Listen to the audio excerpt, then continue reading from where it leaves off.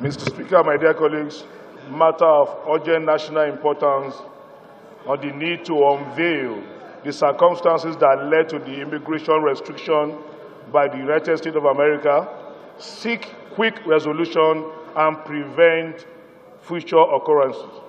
The House is aware that the United States of America on the 31st of January 2020, as a direct consequence of non-compliance with established identity management and information sharing criteria assessed by performance metrics, placed an immigration ban on Nigeria and 4 other countries, Tanzania, Sudan, Eritrea, Myanmar, and Kyrgyzstan. Also aware that the immigration restriction on Nigeria and these countries, which is further fallout of alleged non-adequate data sharing on public safety and terrorism-related information necessary for protection, is expected to take effect on 21st of February 2020.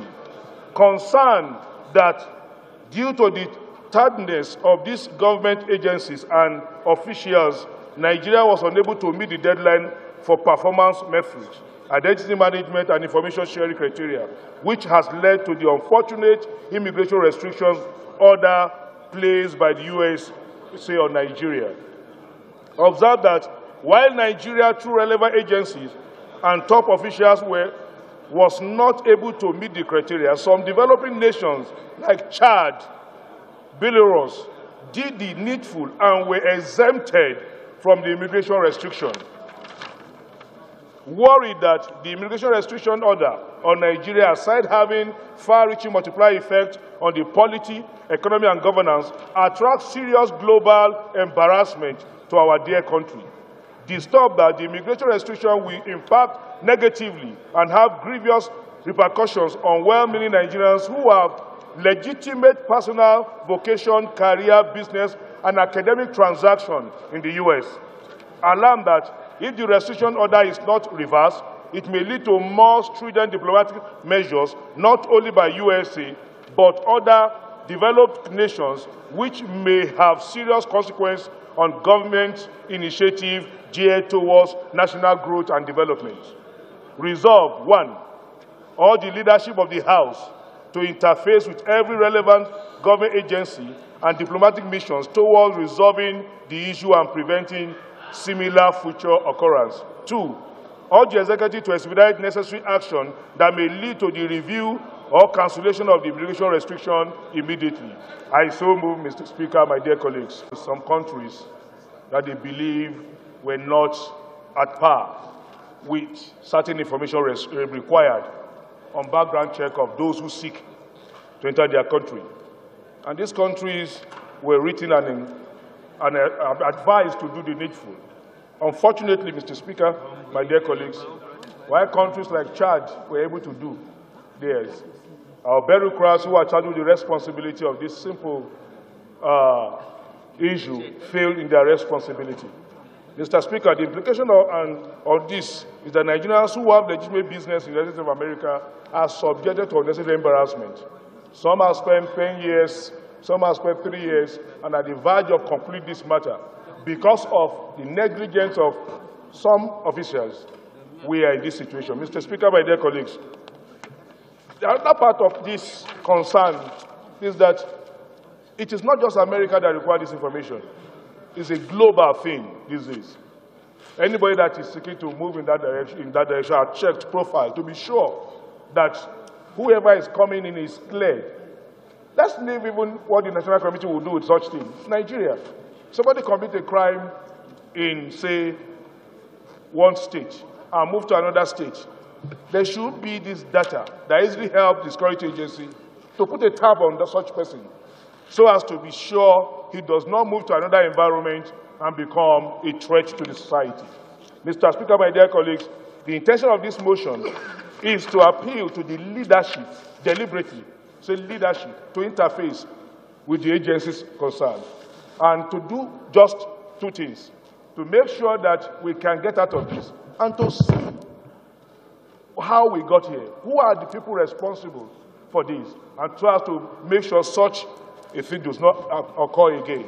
Mr. Speaker, my dear colleagues, it is just to appeal to those who are under responsibility, to rise up to their responsibility and do not bring shame to this nation the way this decision has brought shame to us. Mr. Speaker, my dear colleagues, that is the appeal, that is the prayer, that is my appeal to you. Thank you.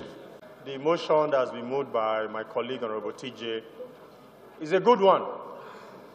But in the prayer, he's appealing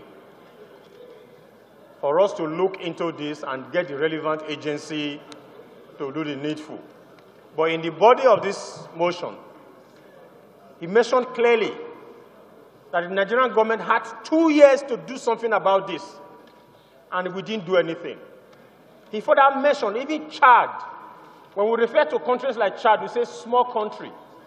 They took time and they responded.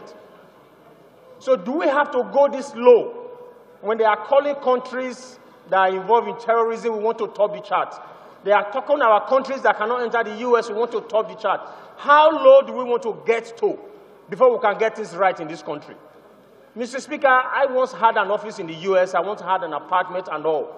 They refused me visa, and I closed down the business and I sold that property. So my contribution here today is as much as exactly because of for the reasons that we have Nigerian businessmen that have already settled down there. This is going to affect them. So I will prescribe, I will pray that we punish the agencies responsible for this. This should never happen again. As much as I am in support of this, I would have actually preferred that this ban is not lifted. We have talked about people receiving treatment in Nigeria. Let's fix our primary health care centers so that even those in the villages can get treatment in the villages. Treat the tertiary and the secondary. People can get treated here. Fix our healthcare, our educational system. Our children can school here. If we fix this country, we do not need to rely on any country. We don't need to be desperate to get visas to go out of this country. Thank you, Mr. Speaker. Mr. Speaker, honorable colleagues, I think as a country, time has come that we should do things the way it should be done. No matter the reason it is an embarrassment to Nigeria for us to receive a ban. Even receiving a ban itself is an embarrassment. Why must we allow things to go the wrong way before we receive a ban and we start looking at why we had a ban? Because that alone has given some negative correlation to the country. I want to put an amendment to the motion, Mr. Speaker, that the House Committee on Foreign Affairs should investigate, call the Ministry of Foreign Affairs and relevant agencies to investigate the issue. Why is it that Nigeria was banned, and report back to the House? Because we should not allow our name should be taken. We are struggling with the issue of insecurity. Now we are struggling with the issue of ban. So as a country, we shouldn't allow things to happen like this, Mr. Speaker. So I will call on an amendment that the House Committee on Foreign Affairs should investigate the issue of this ban and report back to the House, Mr. Speaker.